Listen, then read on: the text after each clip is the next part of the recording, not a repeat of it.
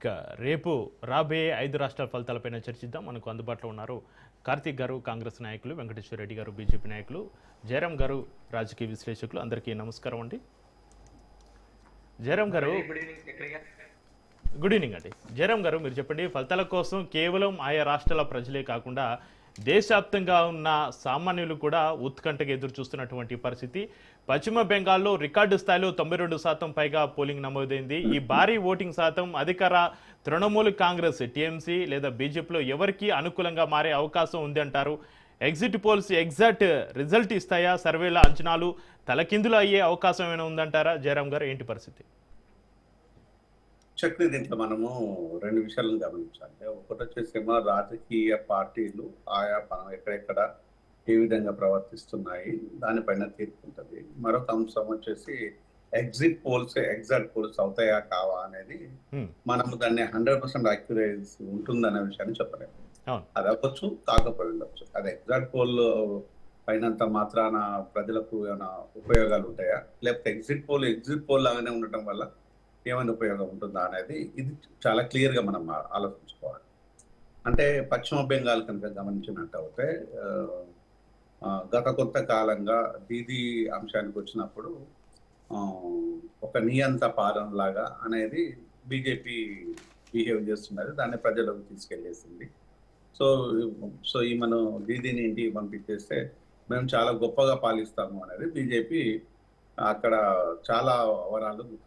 నిజంగా కనుక బీజేపీ పాలిత ప్రాంతాలలో ఆ విధంగా ఉన్నదా అనేది ఒక ప్రధానమైన ప్రశ్న.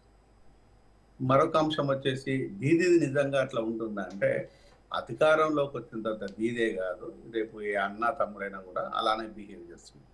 అంటే రాజ్యాంగం మీద ప్రమాణం చేసి రాజ్యాంగాన్ని కాపాడుతానని చెప్పిన రాజకీయ నాయకులు అదే రాజ్యాంగంలో ఉన్న అంశాలను తుంగలో తొక్కేసి వాళ్ళ వ్యక్తిగత ప్రయోజనాలు, అదర్వైజ్ కొంతమంది వ్యక్తుల ప్రయోజనాలు నెరవేర్చడం కోసం పనిచేస్తున్న విషయాన్ని మనకు కళ్ళ ముందు కనిపిస్తుంది. కేంద్ర రాష్ట్ర ప్రభుత్వాలు తీసుకున్న నిర్ణయాలు కావచ్చు, ప్రజలు పడుతున్న ఇబ్బందులను కావచ్చు గమనించినట్టు అది చాలా క్లియర్గా కనిపిస్తుంది. అలాగని చెప్పేసి ఈరోజు పాలకులు ప్రజల పక్షాన ఉండేసి ఏదో యుద్ధం చేస్తున్నారంటే అదేమి ఉండదు. ప్రతిపక్షము దాన్ని ప్రజలకు తీసుకెళ్తుందని అంటే కూడా కొంత అవునని చెప్పొచ్చు, కొంత కాదని చెప్పొచ్చు. ఇక్కడ పాలకులకు ప్రతిపక్ష నాయకులకు అనే పోటీ కాకుండా ప్రజలను నిజంగా వీళ్ళు ఏ విధంగా తీసుకెళ్తున్నారు, ప్రజాశ్రేయస్ కోసము పాలకులుగా ఉన్నప్పుడు ఏ విధంగా బిహేవ్ చేస్తున్నారు అనే దాని మీదే ఓటింగ్ ఉంటుంది. సో వాళ్ళు చేసిన తప్పిదాలు, వాళ్ళు చేసిన మంచి చెడుల మీదే ఓటింగ్ ఉంటుంది. ఈరోజు వెస్ట్ బెంగాల్ కనుక గమనించినట్టు అయితే నిజంగా ఓటింగ్ సరళి కొంత బీజేపీకి ఫేవర్గా మనకు కనిపించినా కూడా, ఎగ్జిట్ పోల్స్ బట్టి కనిపించినా కూడా నిజంగా అలా ఉంటుందా అనేది ఒకటి. లేదు అనుకుంటే అంత విధంగా ఏదైనా ఫైట్ చేసిందా, నిజంగా అట్లా వస్తుందా అనేది కూడా ఒక $1 మిలియన్ ప్రశ్న. అంటే లాస్ట్కు మనం గమనించినట్లయితే బీజేపీ నాయకులు ప్రజల్లోకి వెళ్ళిన విధానాన్ని, అంటే ఆంక్షల పేరు మీద, తిండి మీద ఆంక్షలు, బట్టల మీద ఆంక్షలు, పరిస్థితుల మీద ఆంక్షలు, మతం మీద ఆంక్షలు, కులంతోని చెలగాటాలు, ఇవన్నీ గమనిస్తున్న తర్వాత దాన్ని దీది ప్రజలకు తీసుకెళ్తే గత్యంతరం లేని పరిస్థితుల వల్ల చేపలను పట్టుకొని వాళ్ళు కాన్వైజింగ్కి వెళ్ళాల్సిన పరిస్థితి. అంటే మేము నాన్ వెజిటేరియన్కు అగెనెస్ట్ కాదు, చేపలకు అగెనెస్ట్ కాదు అనే దాన్ని చెప్పుకొని తిరగాల్సి వచ్చేసి ఆ పరిస్థితి ఎందుకు వచ్చింది? తినే తిండి పైన కూడా ఆంక్షలను క్రియేట్ చేసి, ఇది ఆంక్షలు ఎప్పుడు కాదు, బీఫ్ తింటే ఒక ప్రాబ్లము, మటన్ తింటే ఒక ప్రాబ్లము, కోళ్ళని తింటే ఇంకో ఏంది ఇది కాదు కదా. ఎవరు ఇష్టం వచ్చింది వాళ్ళు తింటుంటారు, ఎవరి అవసరతలు అక్కర్లు వాళ్ళని, ఎవరు కోరుకున్న విధానాన్ని, ఆ కల్చరల్ విధానాన్ని వాళ్ళు అవలంబిస్తారు. అది వాళ్ళ ఇష్టాలు మేము. కానీ ఈరోజు మీరు తింటే మాకు అభ్యంతరం లేదు అని చెప్పుకొని తిరగాల్సి వస్తుందంటే నిజంగా కనుక రానున్న రోజులలో బీజేపీ కనుక అలాంటి పరిస్థితి ఉందా అనేదాన్ని ఎవరు చెప్పాలి? మోడీ, అమిత్ షాలు చెప్పాలి, లోకల్ నాయకులు కాదు కదా. ఈరోజు ఉత్తరప్రదేశ్ లోపల బీఫ్ తింటున్నారు, బీఫ్ అమ్ముతున్నారు అనే దాన్ని మీద, అంటే లోకల్గా చిన్న చిన్న షాపులలో అమ్ముతున్న వాళ్ళను ఉరికించి కొట్టిన ఇదే కొంతమంది, దాన్ని ఏమనాలో నాకు అర్థం కావటం లేదు. కొంతమంది హిందుత్వ భావాజాలాన్ని బతికించడం కోసం అహర్నిశలు కృషి చేసే మహోన్న మేధావులు ఈరోజు అదే బ్రాహ్మణ్స్ బీఫ్ ను ఎక్స్పోర్ట్ చేసేసి 1000 కోట్లు సంపాదిస్తుంటే మరి దాని గురించి ఏం మాట్లాడుతున్నారే? బ్రాహ్మణ్స్, సనాతన బ్రాహ్మణ్స్ 1000 కోట్ల రూపాయలు ఎక్స్పోర్ట్ చేసేసి ఆ డబ్బులు సంపాదిస్తుంటే దాని గురించి మాట్లాడుతున్నారే?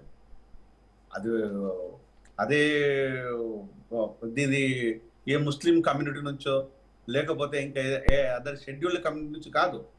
సనాతన బ్రాహ్మణ్స్ ఈరోజు బీఫ్ ఎక్స్పోర్ట్ లోపల అత్యున్నతమైన రేటింగ్ ని సంపాదించుకున్నారు. అంటే ఈరోజు మాట్లాడితే బాగుండదని మాట్లాడతలేరా? లేదు అనుకుంటే వాళ్ళ ఫుడ్ మీద మీ పెత్తనం ఏంది అనే దాన్ని ప్రజలు అడగాల్సిన పరిస్థితి ఉంటుంది. ఇది ఒక బీజేపీ కాదు, ఎవరు మాట్లాడినా కూడా. బీజేపీ మేము అనలేదు, కొన్ని హిందూ సంఘాలు మాట్లాడుతున్నారంటే మీకు తెలియని హిందూ సంఘాల, మీకు తెలియని కూడని హిందూ సంఘాల? ఈరోజు దాన్ని కనుక మనం గమనించాలి. ఇంకొక సందర్భం లోపల ఒక అమ్మాయి మతం పుచ్చుకుంది, మేము మతం మారినము అన్నదన్నప్పుడు కిరోసిని పూసి తగలబెట్టిన దాఖలాలు ఉన్నాయి. ఇంకా మనం చెప్పాలనుకుంటే మణిపూర్ని మన కళ్ళ ముందే కదలాడుతున్నారు. ఈరోజు ఆడబిడ్డలు భరతమాత అని చెప్పుకునే మనము ఆడబిడ్డలకు ఈరోజు పట్టిన అక్కడ ఎలాంటి గతినో మనం చూసాం. అంటే ఈరోజు బీజేపీనా ఇంకోట కాదు. రేపు కాంగ్రెస్ వస్తే ఇవి ఉండవా అంటే ఉండొచ్చు, ఉండదు. కానీ ఈరోజు దీనికి మేమే పేటెంట్ రైట్స్ మా చేతిలో ఉన్నట్టుగా బిహేవ్ చేయడం కరెక్ట్ కాదు. సో అలాగని చెప్పేసి ఈరోజు గొప్పగా పాలించింది దీది అంటే నేనేమి ఒప్పుకోను. సో తన లోపల లోపాలు ఉన్నవి, తను కూడా లోపాలు సర్దిద్దుకోవాలి. ఆ లోపాలను ప్రజలు ఈరోజు వదిలేస్తున్నారా, కౌంట్ చేస్తున్నారా అనే దాన్ని